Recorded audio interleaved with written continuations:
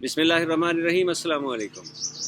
8 से 80 के दोस्तों की खिदमत में एक बार फिर डॉक्टर फैज़ुल हसन नसीम अपने दोस्तों के साथ, अपनी टीम के साथ, शाहिद शरीफ और आतिफ के साथ हाजिर है। और मौज़ूए गुफ्तगू आज हमारी वीडियो में है, हमारी दो पहली वीडियोस, जिसमें हमने अपने दोस्तों से ये ज़िक्र किया था कि जो मुल्क की सूरत हाल इस वक्त है वो सबको परेशान किए हुए है। हर शख्स इस वतन के बारे में मुखलिस होकर जब सोचता है तो ये सवाल ज़हन में ज़रूर आता है कि आखिर इस मुल्क का क्या बनेगा, आखिर इस कौम का क्या बनेगा। ये कौम सोच नहीं रही कि हम किधर जा रहे हैं और हमें इन हालात में क्या करना चाहिए। शायद यकीनन आपने उन वीडियोस पे हमारे दोस्तों के तबसरे देखे होंगे और ज़्यादातर तो हस्ब मामूल दोस्तों ने हमारी गुफ्तगू से इत्तफ़ाक़ किया और कहा कि जो बातें आपने की हैं वो हर साहिब दिल दर्दमंद पाकिस्तानी उसी तरह से सोचता है। लेकिन कुछ दोस्तों ने बहुत शदीद जज्बात का इज़हार किया। हमारे एक दोस्त हैं हाफिज़ अब्दुल वाहिद साहब, उन्होंने तो 2 वॉइस मैसेजेस हमें भेजे। बुनियादी तौर पर लुब्बे लुबाब उनका ये था कि जो भी लोग ऊपर बैठे हैं, जो भी लोग पाकिस्तान को मैनेज कर रहे हैं, उन सब को एक तरह से वाइप आउट कर देना चाहिए तो फिर जाके कहीं पाकिस्तान के हालात सुधरे। ठीक है। मेरा ख्याल है कि जज्बात की ये शिद्दत जो है ये हमें बहुत गलत सिमत ले जा रही है और इसमें हर शख्स को सोचने की ज़रूरत है। जो हुक्मरान हैं, जो सियासत में लोग हिस्सा ले रहे हैं, उनके भी सोचने का मकाम है और हमारे सोचने का भी मकाम है। तो मैंने सोचा कि आज हम इसी हवाले से कुछ और गुफ्तगू कर लेते हैं, अपने दोस्तों को अपनी राय से आगाह कर देते हैं और फिर कोशिश करेंगे कि दोस्तों के कमेंट्स आएँ तो देखें कि हमारी राय से वो किस हद तक उन्होंने इत्तफ़ाक़ किया या इत्तफ़ाक़ नहीं किया। सर, शायद लोग एक ज़ुबान ज़द-ए-आम बात है ना कि चाइना का हवाला देते हुए कहते हैं ना कि उन्होंने तरक्की की, कहते हैं जी उन्होंने बहुत सारे लोगों को जो है ना वाइप आउट कर दिया। तो आज देखें उनकी इकोनॉमी कहाँ है, उनके हालात कितने अच्छे हैं। क्या ये ऐसा है कि उन्होंने वाकई ऐसा किया और उसकी बिना पे वो आज इतना अच्छे तरक्की कर गए हुए हैं? शायद हमें अपने हवालों से पहले देखना चाहिए। मैं अगर ज़ाती तौर पर मुझसे पूछेंगे तो मैं अपने आका सल्लल्लाहु अलैहि वसल्लम की ज़िंदगी से जो मिसाल पाता हूँ वो मिसाल मुझे दुनिया में कहीं नहीं मिलती। देखिए, दुनिया में बड़े बड़े इनकलाब आए, दुनिया की तारीख़ में वाहिद एक इनकलाब आका रसूलुल्लाह सल्लल्लाहु अलैहि वसल्लम की ज़ात लाई और वो इतना पायदार इनकलाब था कि हम आज 1500 साल बाद बैठे भी उस इनकलाब के समरात से मुस्तफ़ीद हो रहे हैं। मिशल राह भी है। तो मेरा ख्याल है कि हमें किसी और तरफ देखने की बजाय रसूलुल्लाह सल्लल्लाहु अलैहि वसल्लम की हयात से, और एक हदीस है रसूलुल्लाह सल्लल्लाहु अलैहि वसल्लम का एक फरमान है, फरमाया कि खैरुल कुरूनी करनी सुम्मल्लज़ीना यलूनहुम सुम्मल्लज़ीना यलूनहुम, कि बेहतरीन ज़माना मेरा है, फिर इसके बाद आने वाला और फिर इसके बाद आने वाला। कई उलमा ये कहते हैं कि रसूलुल्लाह सल्लल्लाहु अलैहि वसल्लम के इस फरमान का बुनियादी मकसद ये था कि ज़िंदगी में जब कभी किसी मसले में उलझ जाओ और उसका हल ना मिल रहा हो तो फिर मेरे दौर को देख लिया करो, वहाँ से तुम्हें रहनुमाई मिल जाएगी। तो रसूलुल्लाह सल्लल्लाहु अलैहि वसल्लम की ज़िंदगी की तरफ अगर हम नज़र दौड़ाएं तो आपने दुनिया में जो इनकलाब बर्पा किया उसमें कम से कम खून खराबा शामिल था, लेकिन उसके बावजूद एक ऐसा इनकलाब बर्पा हुआ कि जो दुनिया का सबसे बेहतरीन इनकलाब शुमार किया जा सकता है। अब अगर हम उसकी तरफ जाएं तो हम देखते हैं कि रसूलुल्लाह सल्लल्लाहु अलैहि वसल्लम ने वो इनकलाब कैसे बर्पा किया। देखिए, रसूलुल्लाह सल्लल्लाहु अलैहि वसल्लम ने जो काम किया था वो था इंसान बदले आपने, इंसानों की सोच बदली, इंसानों की तरबियत की। वो जो सहाबा कराम जिन्होंने वो कुर्बानियाँ दी और जो इस सारे इनकलाब का बायस बने, वो कोई आज के हिसाब से डिग्री याफ्ता लोग नहीं थे, उनके पास कोई MA PhD MPhil की डिग्रियाँ नहीं थीं, लेकिन उसके बावजूद उन्होंने इतना बड़ा इनकलाब बर्पा किया। कैसे कर दिया? वो रसूलुल्लाह सल्लल्लाहु अलैहि वसल्लम की वो तरबियत थी जिसमें आपने इंसान बदल डाले, और जब इंसान बदले गए तो फिर वो मुआजिज़ा ज़ुहूर पजीर हुआ, फिर वो इनकलाब वक़ूअ पजीर हुआ जिसके समरात पे आज हम मुस्तफ़ीद हो रहे हैं। मुझसे अगर पूछेंगे आप, मैं कहूँगा रास्ता यही है। हम हर वक्त करप्शन की बात करते हैं, लेकिन अगर हम अपना जायज़ा लें, हम में से कितने लोग ये दावा कर सकते हैं कि वो कभी किसी करप्शन में मुलविस नहीं रहे, चाहे हम उसे मजबूरी का नाम ले दें। किस शोबे से हम किसी भी शोबे से शुरू कर लीजिए, جی हमारे ताजिर भाइयों को देख लीजिए, आज हम रमज़ान मुबारक में बैठे हैं और हम सब जानते हैं कि रमज़ान से एक दिन पहले अशिया की कीमतें क्या جی थी और एक दिन के अंदर अंदर उनमें कितना बड़ा इनकलाब आ गया اور है। ہر ریڈی پہ ڈفرینٹ قیمت. मुझे बताइए आप किसको दोष देंगे, किसको इल्ज़ाम देंगे? हमें अपने गिरबान में झांकने की ज़रूरत है कि जहाँ कहीं हमें मौका मिलता है हम भी कोई कसर तो नहीं छोड़ते। جی तो ये चीज़ है जिसको असल में बदलने की ज़रूरत है। आप ऊपर जितनी मर्ज़ी बड़ी तब्दीली ले आइए, जो मर्ज़ी ला के हुकूमत में बिठा दीजिए, लेकिन अगर मैं करप्शन करना चाहता हूँ इस निज़ाम में, इस माशरे में, इस सिस्टम में, मुझे तो पकड़ने वाला कोई नहीं है। سر اگر میں لنک کروں اس بات کو ہماری پریویس ویڈیو سے، سورہ انفال کی ایک آیت کا ریفرنس دیا آپ نے کہ آپس میں جھگڑو نہیں، اللہ کی اطاعت کرو، اللہ کے حبیب کی اطاعت کرو. اگر کوئی بندہ زیادتی کرتا ہے تو ہم ایک دوسرے سے جھگڑیں تو نہیں، ٹھیک ہے، نہیں جھگڑنا چاہیے، ہمیں بیٹھ کے درست فیصلے کرنے چاہیے، ہمیں مفاہمت سے کرنا چاہیے. لیکن اگر کوئی کسی سطح کے اوپر واقعی دوسرے کے رائٹ کو وائلیٹ کر رہا ہے، اس کا حق کھا رہا ہے، یا ایون قوم کا اجتماعی طور پہ کوئی حق کھا رہا ہے، وہ ملک کے حوالے سے، کرپشن کے حوالے سے جیسے ہم بات کر رہے ہیں، تو پھر وہاں پہ کس طرح سے ہم مفاہمت رکھ سکتے ہیں ایک دوسرے کے ساتھ؟ تو یہ میرا کویشچن ہے. دیکھیے بات یہ ہے، ہمیں مجموعی نظام کو دیکھنا پڑے گا. جی کیا یہ نظام کسی مظلوم کو انصاف فراہم کر رہا ہے؟ ایسا نہیں ہو جی رہا. دوسرے لفظوں میں ہمیں اس مظلوم یا اس ظالم کو کسی نتیجے پہ پہنچانے سے پہلے اس نظام کو کسی نتیجے پہ پہنچانا پڑے گا. ٹھیک ہے سر. نظام تو کہا جاتا ہے نا، یہ بہت پرانا نظام ہے اور انگریزوں کا جو بنایا نظام ہے، ہم نے اپنا وضع ہی نہیں کیا، یہ سنتے ہیں. لیکن دیکھیں کہ وہ کس طرح سے اس نظام کو چلا رہے ہیں. مثال کے طور پہ میں ایک بات، چلیے اب چونکہ نظام کی آ گئی ہے، مجھے یہ بتائیے کیا میں اور آپ اس نظام کے تحت الیکشن لڑ سکتے ہیں؟ نہیں لڑ سکتے. کیوں نہیں لڑ سکتے؟ سرمایہ دارانہ نظام ہمارے ہے. پاس وہ سرمایہ نہیں ہے. جی تو جب کوئی سرمایہ دار اس نظام کے تحت الیکشن لڑے گا، جی وہ ایک طرح سے اپنا پیسہ انویسٹ کر رہا ہوگا، جی لہٰذا یہ نظام ہی اس کو یہ راستہ دکھا رہا ہے کہ آپ نے اگلے الیکشن کی جب تیاری کرنی ہے تو پھر جتنا آپ نے اس وقت انویسٹ کیا ہے جی اس سے کہیں زیادہ کما لو تاکہ اگلا الیکشن بھی لڑ سکو. جی اب جن کی ہم مثال دیتے نہیں تھکتے، ویسٹ جس کے بارے میں ہم کہتے ہیں کہ جی وہ بڑا مہذب جمہوری نظام چلا رہے ہیں، جی انہوں نے یہ ذاتی انویسٹمنٹ ختم کر دی ہے. ٹھیک ہے. وہاں پارٹیز ہیں، جی پارٹیز فنڈز لیتی ہیں، کلیکٹ کرتی ہیں، ڈونر ان کے معلوم ہوتے ہیں کہ کس کس نے ڈونیٹ کیا ہے. جی لیکن پھر ہوتا وہاں بھی یہی ہے کہ وہ پارٹیز جب حکومت میں آتی ہیں تو وہ اپنے ڈونرز کے مفادات کا خیال کرتی ہیں. ٹھیک ہے. یہ بڑی بڑی جو انٹرنیشنل کارپوریشنز ہیں نا، جی یہ انویسٹ کرتی ہیں. ٹھیک ہے. انویسٹمنٹ پرسنل نہیں ہوتی، ٹھیک ہے. لیکن پارٹی کی انویسٹمنٹ ہوتی ہے اور پارٹی اپنے ڈونر کے مفادات کا خیال کرتی ہے. اگر اسی سسٹم کو ہی چلانا ہے جی تو پھر ہمیں سسٹم کو اس طرف لے جانا پڑے گا جہاں پرسنل انویسٹمنٹ کی بجائے ایک اجتماعی انویسٹمنٹ ہو، جی اور اس کے رزلٹ میں آپ اجتماعیت کا خیال رکھتے ہوئے، اجتماعی طور پہ اپنے ممبرانس کے مفادات کا خیال رکھتے ہوئے آپ پالیسیز بنائیں گے تو سسٹم چلے گا. ورنہ اگر سسٹم اسی طرح سے چلتا رہا جہاں انڈیویجولز انویسٹ کرتے رہے، جی. آپ کبھی کرپشن کو نہیں روک سکیں گے. سر اب یہاں پہ کویشچن یہ ہے کہ ظاہر ہے کہ جو لوگ اس فیلڈ میں آتے ہیں، آپ جیسے بتایا کہ سرمایہ لگاتے ہیں پھر آگے جاتے ہیں، اب وہاں پہ سر انڈیویجولز کی ذمہ داری دیکھیں. اب وہ انڈیویجول یا تو سلیکٹ کریں گے، اب انہی میں سے سلیکٹ کریں گے نا سر.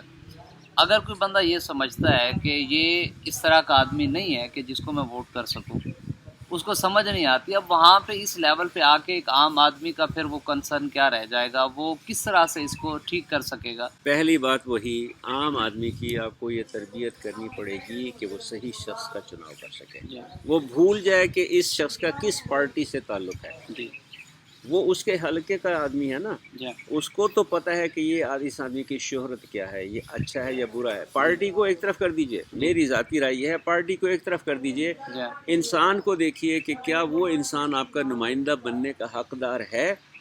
اگر ہے تو اس کو ووٹ دیجئے. اگر وہ آپ کا نمائندہ بننے کا حقدار نہیں ہے تو چاہے جس مرضی پارٹی سے اس کا تعلق ہو، میرے حساب سے اس بندے کو ووٹ نہیں دینا چاہیے. یہاں پر بھی سر لوگ آبجیکشن اٹھائیں گے، وہ کہتے ہیں کہ جب آپ یہاں ووٹ کرتے ہیں تو اسی ووٹ کی وجہ سے ہی تو پھر اوپر جا کے آپ کا پرائم منسٹر بنے گا یا جو بھی پارٹی آگے رولنگ کرے گی، تو پھر یہاں پہ بھی یہ کویشچن ہے کہ اگر ایک بندہ ٹھیک ہے اور اوپر جا کے جو اس کا ایک سربراہ ہے اس کو لوگ پسند نہیں کرتے تو پھر وہاں پہ کیا ہوگا؟ بات وہی آ گئی نا، انڈیویجول نے ڈیسائیڈ کرنا ہے، جی نظام کے اندر اصلاح لانی ہے۔ اب مثال کے طور پہ ایک نظام کے اندر بہت بڑی کوتاہی یا کمی یہ ہے جی کہ 51% لوگ جس کو کہہ دیں کہ جی آپ ہمارے ریپرزینٹیٹیو ہیں، اس کی سے تو ہے، وہ جو 49% لوگ جنہوں نے کہا کہ نہیں آپ ہمارے ریپرزینٹیٹیو نہیں ہو سکتے، ان کی سے ختم ہو گئی۔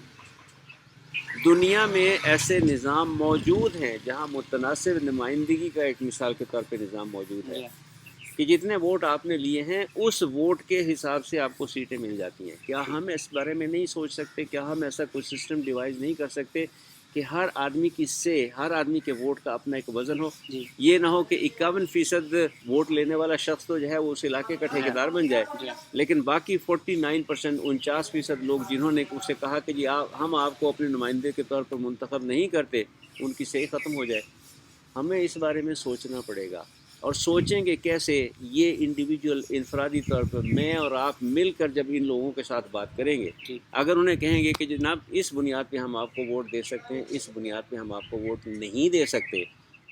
سر یہاں پہ ایک جو کامن مین کی جہاں تک تعلق آ جاتا ہے تو سارے لوگ یہی بات کرتے ہیں جی اب یہ تو اوپر سے کوئی نظام ٹھیک کرے گا تو ہوگا نا، کہ ہم یہاں اپنے لیول کے اوپر اگر ہم کہیں بھی اس طرح سے تناسب سے اگر ووٹ ہوں تو بندہ وہ رول کرے گا، یہ تو اوپر سے جی بنائیں گے تو بنے گا، انسان ہم کیا کریں؟ نہیں، میری ذاتی رائے یہ ہے پہلے ہمیں بیٹھ کے آپس میں یہ باتیں کرنے کی ضرورت ہے۔ جی کس قسم کا نظام ہے جو ہمارے دکھوں کا مداوع کر سکتا ہے؟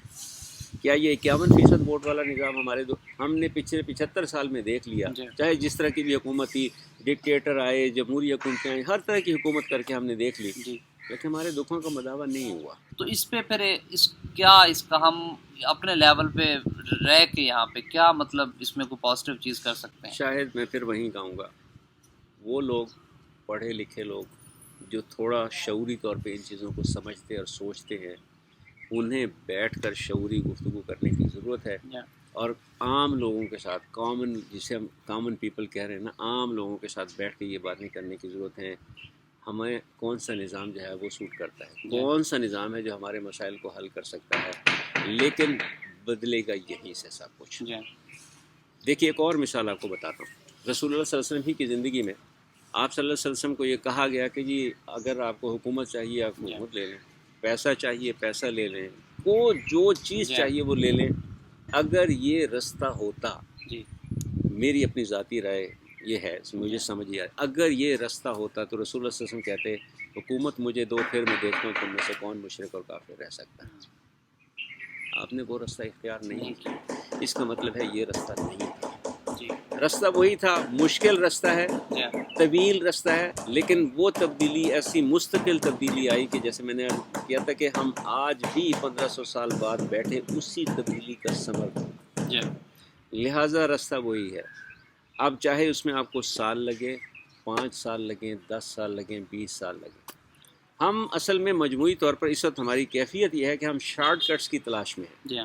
ہم چاہتے ہیں کہ کوئی مسیحا نازل ہو اور آنن فانن ہر چیز بدل کے رکھ دے۔ ممکن، میرے حساب سے ممکن نہیں ہے کہ آنن فانن کوئی ایسی تبدیلی آ سکے، بگاڑ اتنا ہو چکا ہے معاشرے کے اندر کہ وہ ایک دم سے ٹھیک نہیں ہو سکتا۔ اس کے لیے وہی رستہ اختیار کرنا پڑے گا، پہلے اپنی اصلاح کرنی پڑے گی، پھر اپنے دوستوں کے ساتھ بات کرنی پڑے گی۔ قرآن مجید میں اللہ تعالیٰ فرماتے ہیں یا ایھا الذین آمنوا قوا انفسکم واہلیکم نارا، اے اہل ایمان اپنی جان کو اور اپنے گھر والوں کی جان کو دوزخ کے عذاب سے بچاؤ۔ ہم میں سے ہر شخص پہلے اپنا محاسبہ کرے، اپنے آپ کو ٹھیک کرے، اپنے اہل خانہ کے ساتھ بیٹھ کے بات کرے، وہاں اصلاح کی کوشش کرے۔ اسی طرح سے ایک ایک گھر اگر اپنی اصلاح کرتا چلا جائے گا تو معاشرے میں تبدیلی آ جائے گی۔ 75 سال سے ہی سر ہم یہ سن رہے ہیں، جس طرح ہم ٹاپک پہ بات کر رہے ہیں، لوگ آتے ہیں پھر نمائندے ہمارے پاس اور پھر ہمارے ساتھ کچھ باتیں کرتے ہیں، لیکن وہ نمائندگان جو ہمارے پاس آتے ہیں اور بھاگے پھرتے ہوتے ہیں الیکشنز کے زمانے میں، وہ وہی چند دن ہی ہمارے پاس آتے ہیں اور ہمارے سب سے اچھے دوست اور سب سے اچھے مددگار بنے ہوتے ہیں، اور وہ ہمیں کوئی 5-10 دن ہی وہ نظر آئیں گے ہمارے نمائندے، اور پھر اس کے بعد وہ 5 سال کے بعد پھر ہمیں شکل دکھاتے ہیں۔ تو پھر ان کے ساتھ کس طرح سے بات کرنی چاہیے اور کس طرح کے نمائندے کو سلیکٹ کرنا چاہیے؟ شاید میں گزارش یہ کروں کہ ہمیں پہلے تو اس جذباتی کیفیت سے نکلنا پڑے گا، جس جذباتی کیفیت کا اس وقت ہم بحیثیت مجموعی شکار ہیں۔ جی ہم شخصیت پرستی میں اس حد تک پہنچ گئے ہیں کہ جس بھی شخص کو، لیڈر کو ہم اپنا رہنما مان لیتے ہیں، اس کی ساری برائیاں ہم اٹھا کے ایک طرف رکھ دیتے ہیں اور ہمیں اس میں صرف اچھائیاں اور اچھائیاں ہی نظر آتی ہیں، اور دوسری طرف جس شخص کو ہم اپنا رہنما تسلیم نہیں کرتے اس میں ہمیں خوبی کوئی نظر نہیں آتی، اس کی ساری برائیاں ہی برائیاں ہم اچھالتے ہیں۔ اور میں نے پچھلی 2 ویڈیوز میں اس پہ بڑے دکھ کے ساتھ یہ گزارش کی تھی، اس معاملے میں ہم ہر حد تک چلے جاتے ہیں، یہاں تک کہ جھوٹ بولنے کو بھی ہم گوارا کر لیتے ہیں۔ کیوں؟ ہمیں صرف وہ بحث جیتنی ہوتی ہے، یہ ثابت کرنا ہوتا ہے کہ جس کو میں نے اپنا لیڈر مان لیا اس سے بہترین لیڈر اور کوئی نہیں ہے۔ یقین مانیے آقا صلی اللہ علیہ وآلہ وسلم کے بعد اہل بیت اپنی جگہ بہت پرفیکٹ شخصیات تھیں، صحابہ کرام اپنی جگہ پہ بہت پرفیکٹ شخصیات تھیں، لیکن ہم کسی شمار قطار میں نہیں ہیں۔ موجودہ دور کا کوئی بھی لیڈر آپ اٹھا کے دیکھ لیجئے، اس سے کسی شمار قطار میں نہیں ہے۔ لہٰذا پہلی بات یہ ہے کہ ہمیں اس جذباتی پن سے باہر آ کے شعوری طور پہ بیٹھ کے سوچنا پڑے گا۔ جس کو بھی آپ اپنا مرضی رہنما مان لیں، لیکن سیاسی رہنما کی میں بات کر رہا ہوں، اس سے کم آپ کچھ سوال تو پوچھنے کے مجاز ہو نا۔ جیسے آپ نے کہا کہ الیکشن کے دنوں میں وہ نظر آتا ہے، اس کے بعد غائب ہو جاتا ہے۔ کیوں؟ کل کو اگر وہ میرے پاس اب ووٹ مانگنے آتا ہے تو کیا میں اس سے پوچھنے کا مجاز نہیں ہوں کہ جناب والا آپ پچھلے 5 سال 4 سال کہاں تھے؟ اس وقت تو میں آپ کو یاد نہیں آیا، اب آپ تشریف لے آئے ہیں میرا۔ لیکن یہ جرت ہم میں سے کتنے لوگوں کو موجود ہے؟ دکھ کی بات یہ ہے ہماری اپنی کمی اور کوتاہی ہے جس کے سبب وہ لوگ ہمارے ساتھ یہ سلوک کرتے ہیں۔ جیسے عام طور پہ یہ کہا جاتا ہے کوئی اگر کینڈیڈیٹ کوئی ایماندار کینڈیڈیٹ ہو نا، میں نے خود سنا لوگ کہتے ہیں دیکھیں جی وہ تو اپنے آپ کو تھانے سے نہیں چھڑوا سکتا تو ہمیں تھانے سے کیا چھڑوائے گا۔ اگر ہم نے اپنا پیرامیٹر ہی یہ رکھ لیا ہے کہ ہمارا لیڈر وہ ہو کہ ہم کوئی غلط کام کریں اور تھانے والے پکڑ کے لے جائیں تو وہ ہمیں آگے چھڑوا لے جائے، پھر اصلاح کی گنجائش نہیں ہے۔ ہمیں سب سے پہلے اپنی اس سوچ کو تبدیل کرنا پڑے گا۔ جیسے میں نے کہا پہلے اپنی اصلاح کرنی پڑے گی، اپنے آپ سے کمٹمنٹ کرنی پڑے گی کہ میں نے کوئی غلط کام نہیں کرنا، پھر میں ایسا رہنما اپنا منتخب کروں، ایسا نمائندہ منتخب کروں جو واقعی ایماندار ہو۔ سفر یہاں سے شروع ہوگا، ہمیں اپنی ذات سے شروع کرنا پڑے گا، ٹھیک ہے، مل بیٹھ کے بات کرنی پڑے گی، طے کرنا پڑے گا کہ ہم نے کوئی غلط کام نہیں کرنا، اور اس لیے کسی ایسے آدمی کو بھی ووٹ، چاہے جس پارٹی سے اس کا تعلق ہو، لیکن ایسے کسی آدمی کو ووٹ نہیں دینا کہ جو غلط کام کرتا ہو۔ جس پارٹی کا بھی وہ ممبر ہے مثال کے طور پہ، وہاں سے وہ آدمی اگر آئے گا جو ایماندار ہے میں اس کو ووٹ دوں گا، دوسرے کو نہیں دوں گا۔ یہ سفر یہاں سے شروع کرنا پڑے گا۔ اور دوسری بات جو ہم نے کہی کہ رسول اللہ صلی اللہ علیہ وسلم کا راستہ اختیار کرنا پڑے گا، لوگوں کو سمجھانا پڑے گا، لوگوں کے ساتھ بیٹھ کے بات کرنی پڑے گی، شخصیت سازی کرنی، کردار سازی کرنی پڑے گی۔ اگر ہم کردار سازی نہیں کریں گے تو پھر آنے والی نسل سے کوئی اچھی امید نہیں رکھی جا سکتی۔ تو میری ذاتی گزارشات تو جو میں نے آپ کی خدمت میں پیش کر دی ہیں، میں توقع کروں گا اپنے سننے والے دوستوں سے کہ وہ اسی طرح سے، پہلے بھی میں یہی کہتا ہوں، کھلے دل کے ساتھ جو آپ کے ذہن میں رائے آتی ہے ہمیں بتائیے۔ اگر اس سے اختلاف کرنے کی گنجائش ہوئی تو بصد احترام اس سے اختلاف کریں گے، لیکن یہ ڈائلاگ، یہ گفتگو جب تک شروع نہیں ہوگی ہمارے معاشرے کے اندر، اصلاح کی امکانات نہیں۔ اچھی بات ہے، ابھی بھی شاید میں اس طرف اس 8 سے 80 کے پلیٹ فارم سے میں ادھر نہیں آنا چاہ رہا تھا، لیکن وہ شاید آپ نے نوٹ کیا، اور پچھلی 2 ویڈیوز میں جو میری ذہنی کیفیت تھی نا، اس نے مجھے مجبور کر دیا کہ میں اس موضوع کے حوالے، ورنہ بہت دوست اس حوالے سے بات کر رہے ہیں، ابھی بھی میں چاہوں گا کہ وہ دوست ہی اس حوالے سے کام کریں اور ہم واپس اپنی وہی سائنسی گفتگو کی طرف چلیں اور دیکھیں کہ سائنس ہماری زندگیوں میں کیا رول پلے کر رہی ہے، یا یہ کہ ان حکایتوں کی طرف جائیں کہ ان حکایتوں سے ہمیں کیا سبق ملتے ہیں۔ میں سچی بات بتا رہا ہوں آپ کو کہ میں اس طرف نہیں آنا چاہ رہا تھا، لیکن وہ میری ذہنی کیفیت اس نے مجھے مجبور کر دیا کہ ہم ادھر آئے۔ کوشش ابھی بھی میری یہی ہوگی کہ ہم واپس اپنے اصل موضوع کی طرف پلٹیں، لیکن یہ بہرحال ایک دکھ تھا، ایک درد تھا جو ہم محسوس کر رہے تھے، تو ہم ادھر گئے۔ دوستوں سے توقع کریں گے کہ وہ اپنی رائے بتائیں گے، تاکہ گفتگو کے ذریعے ہم کسی ایسے نتیجے پہ پہنچ سکیں جو اس ملک کے اور اس ملک کے رہنے والوں کے دکھ درد کا مداوا بن سکے۔ فیض الحسن نسیم، شاہد شریف اور عاقب کو دیجیے اجازت۔ انشاءاللہ اگلی ویڈیو میں کوشش کریں گے ایک اور موضوع کے ساتھ آپ کے ساتھ ملاقات ہو۔ السلام علیکم ورحمۃ اللہ وبرکاتہ۔